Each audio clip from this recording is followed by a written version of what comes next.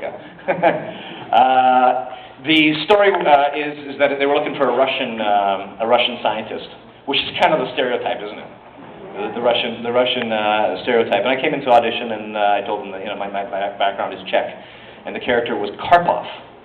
No. Originally. Yeah, I still have the script. I found it just a few months ago. I was going through all my old sides, and I found it, and it was the original dialogue that I auditioned for, and it was Weir and Karpov. I thought, it's Karpov, because I was wondering what the name was originally. And then that only existed for that audition, and when I came back, when I got the part and I came back a week later, it was a guy called Zelenka. I didn't have a first name, until the end of the first season, and Martin Gero came to me and he says, when you get a first name, then you know you're on the series. And the Czech is ad-lib. There's a little section of it on the video where the city's coming from the thing, Letters from Pegasus. Mm-hmm. That was a monologue in Czech, and it was written in English.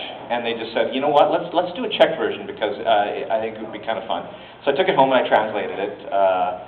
Because it was a monologue, I usually do it on the fly because usually it's just one, it's like a little slug line or something, or it's cursing usually. No translation needed.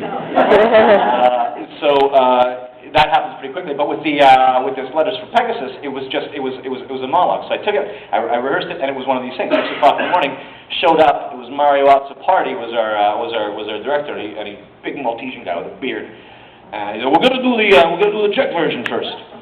So okay. We did it, one take, good, cameras wrap on, we'll move on. And I was like, whoa, but I've got the English version too. And he says, no, we're just going to do the Czech version so that they don't have the option of doing it in English. So it remained in Czech, because he was, of course, concerned that what would happen is that the network, and they would say, well, people understand it and what's going on. I think it's better because that it's public and people know it. For the character, he's sending that home to his family. Yeah.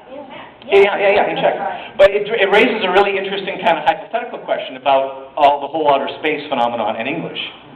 Yeah. How come everybody speaks English? How come there's no aliens out there that speak Czech?